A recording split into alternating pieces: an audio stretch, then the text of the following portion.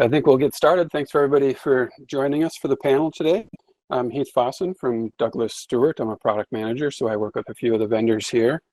And I'd like to run through our panelists. If Desmond, you could kick us off as an introduction on how you're involved in product development and what you do, and we'll just go kind of right down the line there.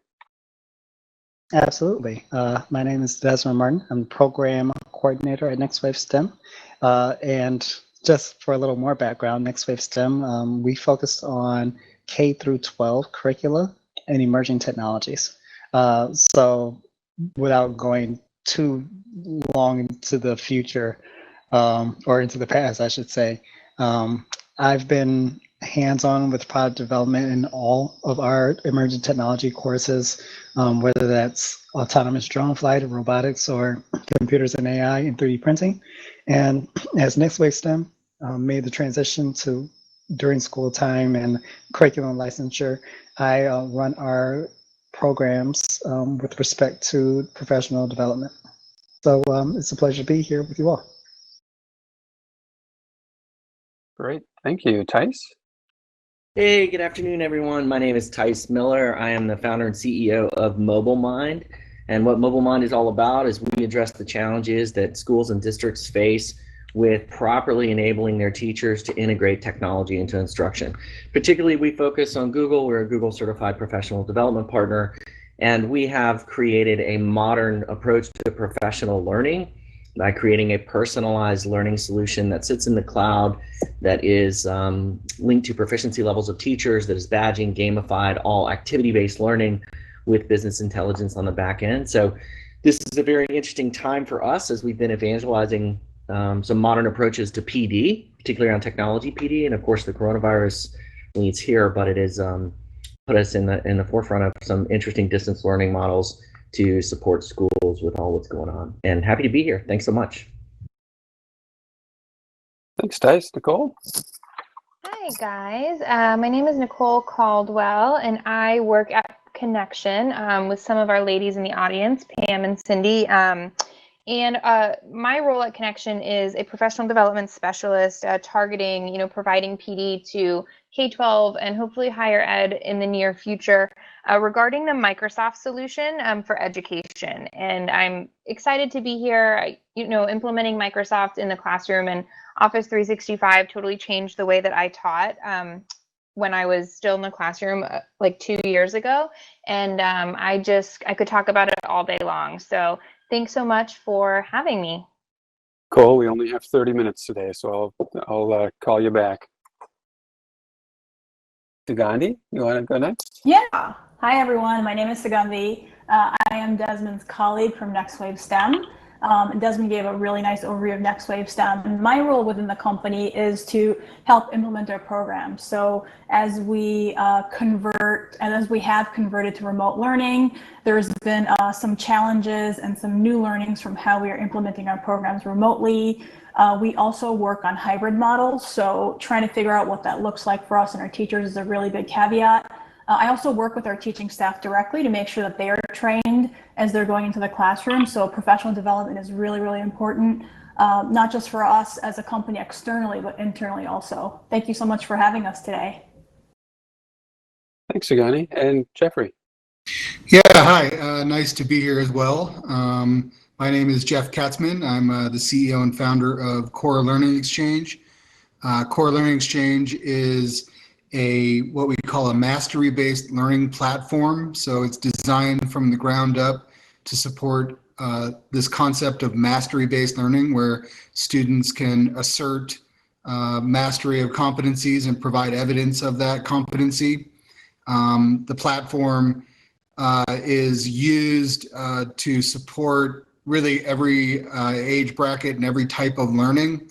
However, we have a particular expertise and strength in career and technical education, but also adult learning and professional development for teachers. And so in our model, students or learners will advance upon mastery when they've demonstrated mastery, and they can document that mastery through a portfolio of evidence and something called a comprehensive learner record.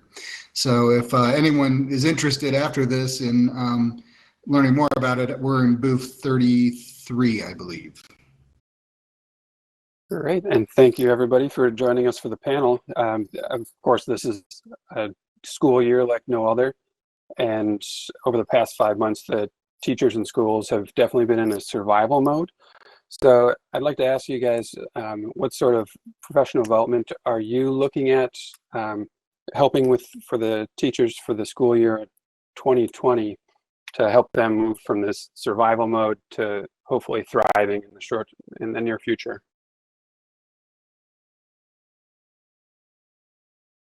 And I'll let anybody kick that one off.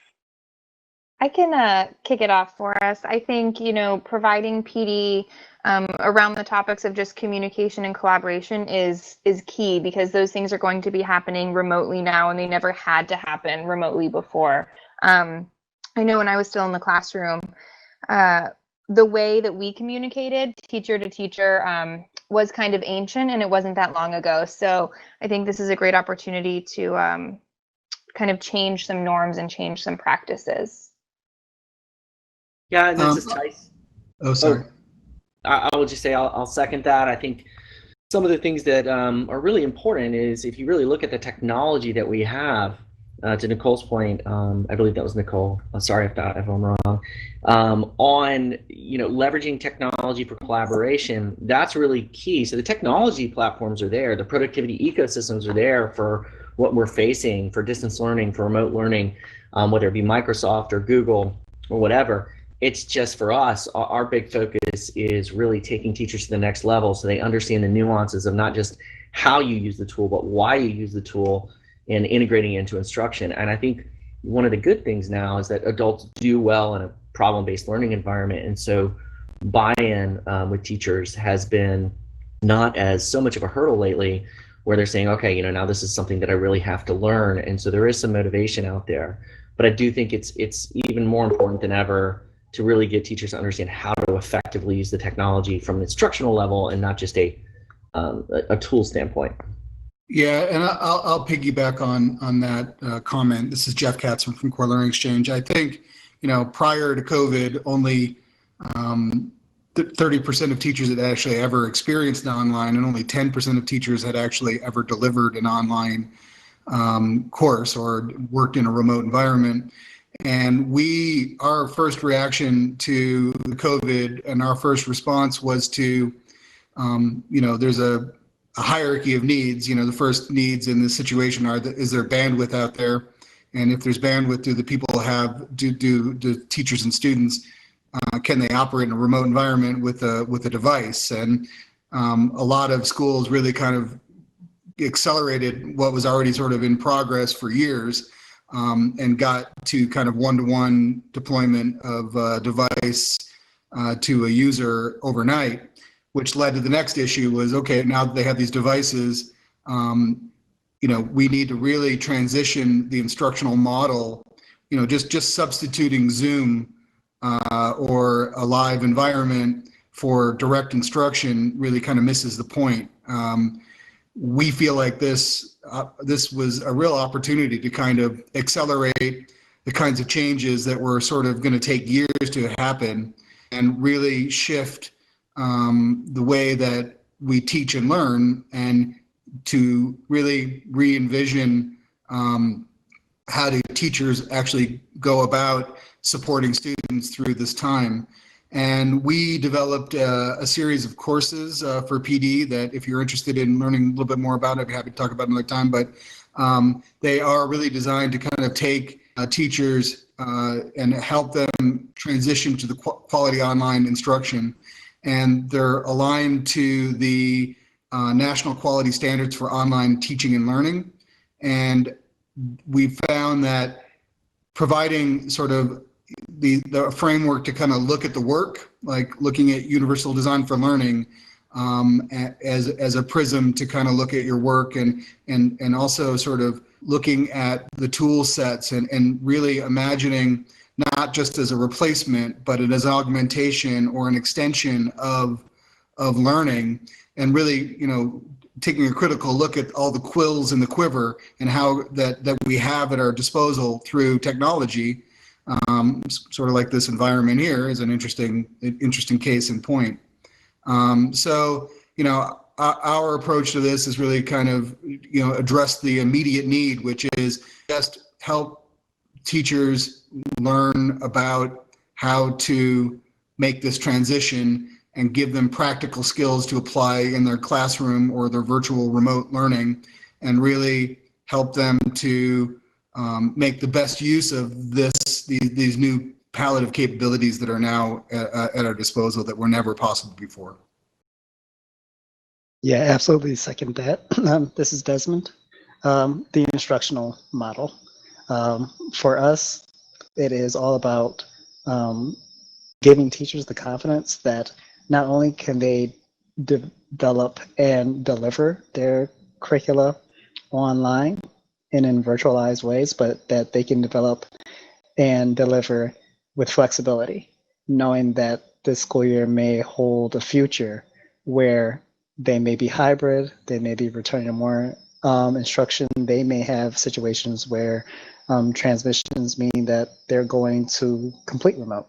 So it's about being able to integrate and plan and deliver in such a way where your students' learning objectives aren't lost over the course of the year. That's something that we're doing PD on as recently as even today, and that we really anticipate being a really important topic going into the rest of the year.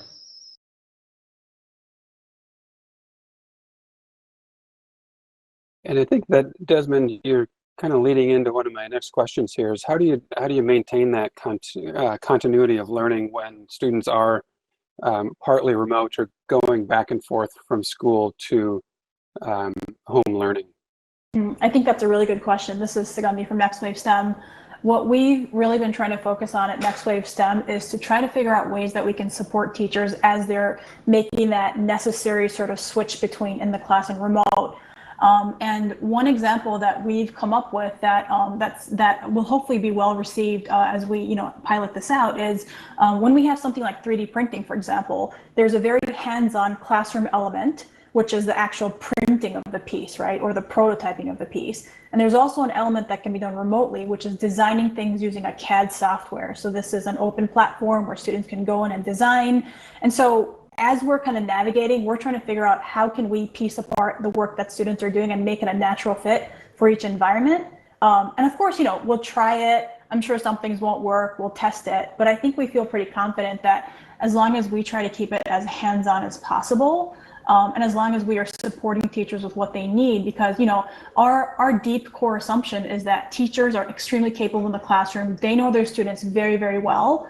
So our role in the whole process is what ideas can we give them that are creative, innovative, to just supplement what they're already doing. So we're kind of a big fan of keeping things as hands-on as possible, even in a remote setting. I'll jump in from Core Learning Exchange perspective. So it's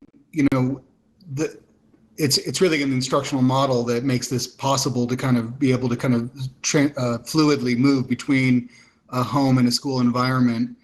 And in a competency-based model, we really turn the table on the student, who is now responsible for producing the evidence of mastery, and the teacher is really intended to be a guide on the side as opposed to a direct support, and really kind of embrace this concept of flipped or blended learning, especially in this time of COVID, where we can see that schools may open, but they're going to open in kind of a rotation hybrid model to maintain social distancing rules.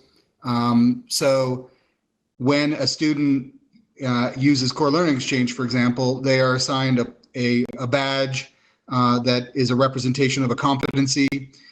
They are assigned a playlist of instructional activities. Much of those activities are done in a self-paced environment, but when it comes to, especially in CTE, for example, when someone has to build a staircase or install a window or do some welding, those kinds of hands-on projects are really kind of reserved for when the student comes to school. So really trying to bifurcate when is the student in school, and how to use that student's time, and the student's time in school should be really focused on those things that can't be done by themselves or at home. And so the lab work and the project-based learning, we see that as a way of providing continuity, and we believe that this is really the true model of the future, and it should work this way, COVID or not. We want to really empower the students and give them a growth mindset and give them the power to make assertions about their competency and be able to leverage both home and live in class experiences to validate those assumptions.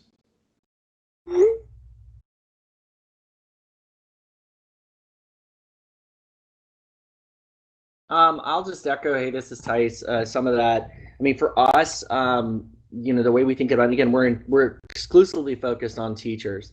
And everything we do in teaching the teachers how to do something is based on activity-based learning, right? And so it's always something that is practical and relevant to the classroom. And whether it's remote or whether it's face-to-face, really shouldn't be that much different in how you're leveraging the technology. And I mean, it should, for all intents and purposes, be seamless, so that exactly what a couple of people just said, so the students can own their learning. When you follow something like the SAMR model for instructional technology integration, you're not only doing the things that you used to do, right? You're keeping sort of the status quo, which is what a lot of people think you should do, but really you're leveraging the technology to let the students own their learning more and take things to the next level, right? And I think what's interesting about this time is crisis oriented as it should be, as it is, again, is letting us put a bigger focus on technology and how we can leverage to expand on technology. Interestingly enough, I was at another press conference recently, and someone said, how are you going to emulate the in-class experience? And that's just some short-sighted thinking, right? What we need to do is use the technology as a transformational element. And as difficult as it may be, we have the opportunity to do that now.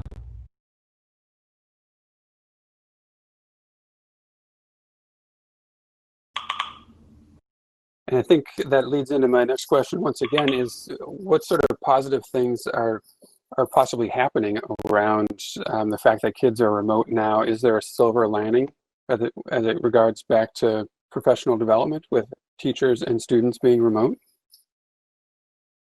Yeah. Oh, sorry. Go ahead. No, Nicole, you go ahead. I'll go after you. I just went.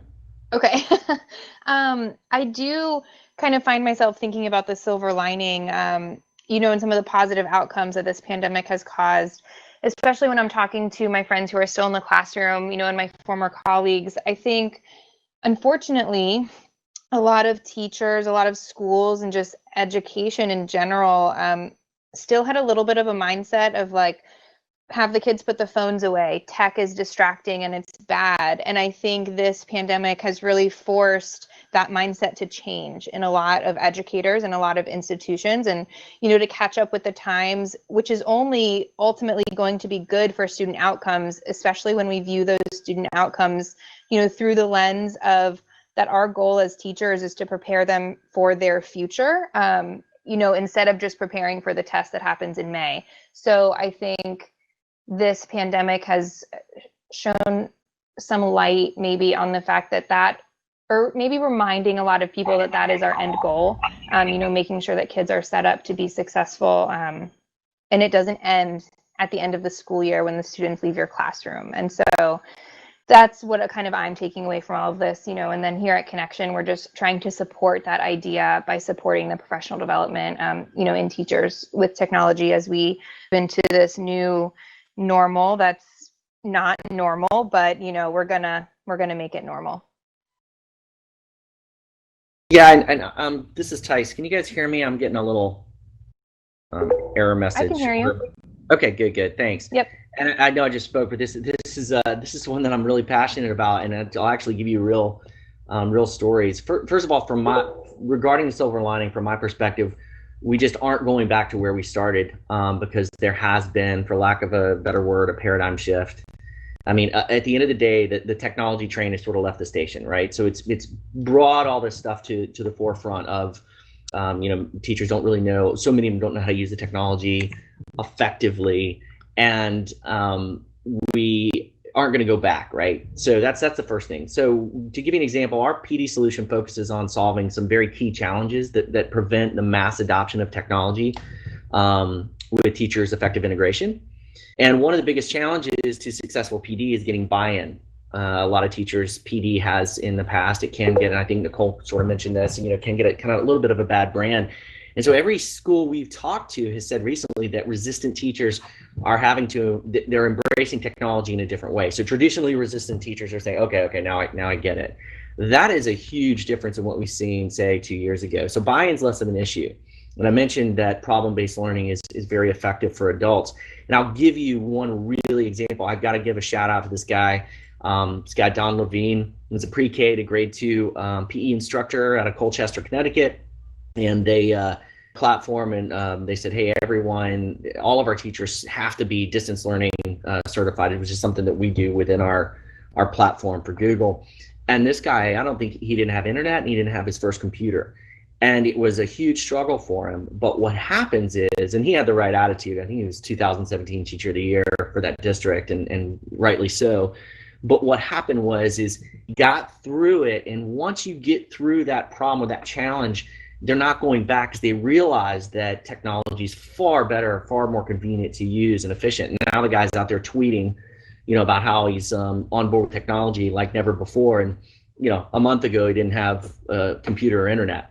So that's some of the fascinating stuff that we're seeing out there. And I think that's probably one of the biggest elements of the silver lining piece. I'd like to kind of piggyback on that. I think, this is Jeff Katzman from Core Learning Exchange again. I think that this is really accelerated trends that were already at play. And I mean, from our own perspective of kind of trying to evangelize this idea of competency-based learning for both students and adults, faced a lot of headwinds prior to this. And, we would be engaging with districts that were on like a 3 to 4 year plan to kind of do a committee, to create a committee to then investigate something that might do some PD in the following year. And all of this pandemic is really just accelerated what was going to happen already, and what were kind of institutional headwinds where, it's very hard to make change. It's hard to change instructional model. It's hard to change the role of a teacher. It's hard to kind of account for students' mastery as being, on summative tests versus a competency-based portfolio. These were all sort of things that everyone were nodding their heads to, that this is the right idea, this is the right direction, but it's just too hard from an institutional point of view to kind of implement these kinds of changes top to bottom. And all of a sudden, overnight, everyone's working from home, everyone has a computer, and everyone is starting to see how just substituting a Zoom meeting for a live class instruction is just kind of exacerbating the problems that existed prior to all of this, and that it's just highlighting deficiencies in the instructional model that is the predominant one. And the silver lining to us is that everyone now has a real kind of visceral feeling about what's working and what's not, what's viable in the future and what's not, and people are much more willing now to experiment and try things that might have seemed more difficult in the past because they have really no choice. So I think the silver lining is we've probably just accelerated 5 years of change compacted it into 4 months. And I think there's not without pain. The silver lining is going to, I think, we're going to see people bumping up against, are their practices going to work, and is it going to increase the equity, or is it going to amplify the equity issues, or are there ways of kind of using this moment to kind of really get to a point where we can really address each student's needs and reach them where they are and provide the kinds of supports they need to be successful as they move through their education. Yeah, I So think that's I'm encouraged by it. Oh, I think I chopped off the end there. I think that's a really good point, Jeffrey. And I want to sort of jump in on that point about equity, access, as well as culturally responsive teaching. So our company is founded by a minority himself. Most of us in the company are from various different backgrounds. I think we are at this point more than 50% non-white, sort of a mixed group. And so I think what's really important to us is to make sure that as things are moving to remote and as we're sort of seeing what's coming out of this, that we are really focusing on getting students and teachers what they need from a culturally responsive standpoint. So that can look different in various contexts, right? Like the first thing people think of is, okay, do they not have devices? You know, how do we get that to them? But I think the problem can be a lot more complex, a lot wider, and also a lot deeper. And so as a company, we've had so many conversations in the last even month or two about how do we make sure that what we're doing is reaching every student in their own cultural context. How do we make sure that we have some sort of PD built in to help teachers teach STEM in a culturally relevant way? How do we empower students to think about using 3D printing or drones or robotics within their communities as someone from that community? And, you know, working in Chicago, I'm sure that all of you read about all sorts of stuff that happens in Chicago, but we have such a good opportunity to dig into these questions, not only as an in-person teaching offering, but also remote. So, you know, a lot of questions, a lot of really heavy conversations around all of this, but we're using the vehicle of PD to really connect, I think, with teachers that are looking for this from us.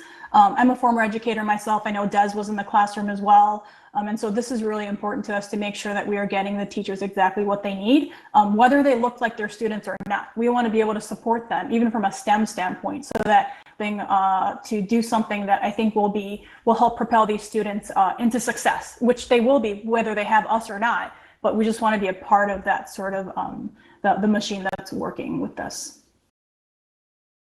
And following up on the looking at the teachers specifically, three of you have come from education yourself. What sort of message are you telling educators that are trying to pivot to a classroom, an online classroom or blended learning classroom, if nothing else, to keep their hopes up and to keep going? Nicole, do you want to kick this off? Yeah, I Cool. totally can. Kind of one of my favorite things to talk about. I'm coming from, you know, spending 10 years in the classroom in Tampa, and I think the first thing I would say to teachers is don't be afraid to fail forward. You know, some of my best successes came from when I failed, especially around when I was implementing new kinds of technology in my classroom with my students. And as a teacher, it's something that I preached to my students all day long was it's okay to fail, but I was like the worst person to take my own advice, as well as, you know, many other teachers are. It's not something that makes us comfortable, you know, failing. And I remember hearing on the news, you know, throughout the whole spring that e-learning is a big failure and it's a disaster like across the country. And it makes me sad because it totally doesn't have to be a disaster. And on the other hand, it doesn't have to be perfect either. And I think teachers need to hear that and they need to be okay with it. I think it's really hard for teachers to fail because I think a characteristic of all teachers that I know is just wanting to do a good job and wanting to serve their students well. But in order to be able to do that, they have to jump over that, you know, hurdle and be provided with PD. And I feel like sometimes teachers even need to advocate to get that PD maybe at their site, because the people who are making decisions are concerned with other things and bigger, you know, like logistical issues of how are we going to serve lunch and how are we going to possibly social distance when we all go back to school. But the bottom line is teachers are still going to be expected to meet the needs of their kids, and they have the tools available to them to do just that, even in a remote environment.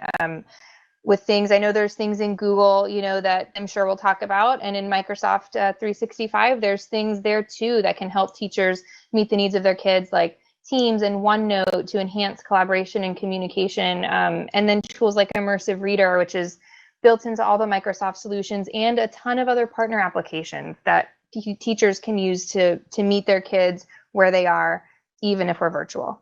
I think you bring up some really, really awesome points, Nicole, and this reminds me of the conversation that we had as we were getting ready for the panel. which is that when I was a classroom teacher, I would sometimes, walk in on a Monday morning and just sort of hope to wing it. I'm the first to admit I would do this, maybe every so often.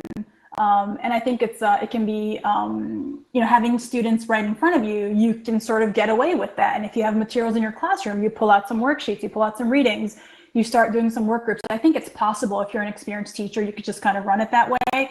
But I think in a virtual setting, there's a bit of setup that's involved. You have to be familiar with the environment. You sort of have to be able to toggle between different windows. And this is all things that are learnable. It's just that there's a bit of a learning curve. And now that people know what emergency remote teaching looks like, I'm sure there's through the PD that we offer, and I'm sure many of us also offer and attend, there's ways to sort of gear up for that and get that practice in. So I think it's just a matter of practice. I think it's just a matter of keeping your final goals, your outcomes that you want for your students in mind. And that's really the core, right? What do you want your students to get out of this? And then how do you get there? So basically it's backwards planning for teachers. And if you can have that sort of mentality, I think all of us have full faith that it's possible to get there. It's just a matter of how do you plan for this differently now that we're in a separate setup than we were in the past. Those are such amazing points, Desmond from Next Wave STEM. Just want to fuse that what Nicole and Sagani said a little bit. One thing I also encourage teachers to do, as well as failing forward and failing fast and failing forward, because they're going to fail. And I think teachers who are invested in professional development, because they realize that they're going to have some failures and they get more and more comfortable with that. I encourage them and tell them that you're going to be more like your students in a situation than you may have been in a while. And that's something that is nothing to be afraid of, but will put you in a mindset where you're able to connect with your students, you're able to hit your learning targets, you're able, especially in the context of what we do at Next Wave STEM, where the emerging technologies even experience the ways in which professionals who work in technologies like 3D printing will also work together. So this idea of getting away from a norm that we'll never come back to, I encourage teachers to actually have fun with it. If a lesson doesn't go well, have fun with troubleshooting and figuring it out. Have fun with even relying on your students as resources who may understand your particular instructional technology better than you do. Have fun with no longer feeling you have to be the sage on the stage, but really learning and growing with your students as they're building critical skills. That's all great advice for those teachers. And Thais, did you have a couple of comments as well about just helping teachers find the time for professional development? Yeah, absolutely. And for full transparency, it's interesting because I'm not an educator by trade. We have a lot of very, very sharp educators that work for Mobile Mind, and that's really where I give kudos to the Brain Trust who've been boots on the ground before. But we know, and just for some context, I came into this role and we started the company because I had been running an education division for a mobile device management software company when iPads and things were just coming on the scene back in the day. And what I saw as a non-educator was that the biggest stopgap of technology use was at the teacher level, and that the traditional means of training teachers was falling short. And so I just looked at that from a layman's perspective. And so to your question, Heath, yeah, one of the things that we do when we started the company, we did a lot of research for a few years on what are the big challenges to overcome, one of those being time. So in that respect, everything that we do is based on micro learning. I think that the human condition has changed, human learning has changed since the internet. And our attention spans are 3 to 7 minutes as adults. And you really need to embrace that because it's a fact. So for example, when we talk to teachers or when teachers go into the Mobile Mind platform, one of the big things is that micro learning, which is 50% more engaging than traditional learning. And we see our highest access points in our solution pre-coronavirus, say 1:15 in the middle of the day.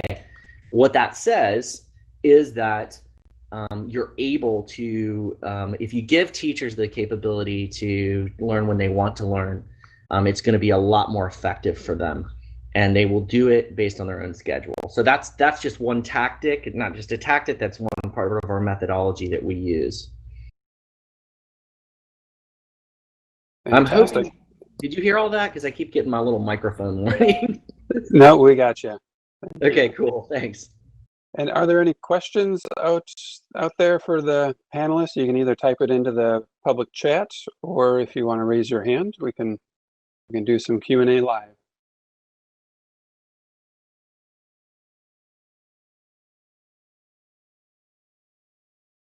Few people typing. I just want to thank our panelists for joining us today to talk professional development. Tice, did you have a comment? No, I probably just pushed the wrong button. It's a bubble over there somewhere. Sorry. Like Jessica's got a question here.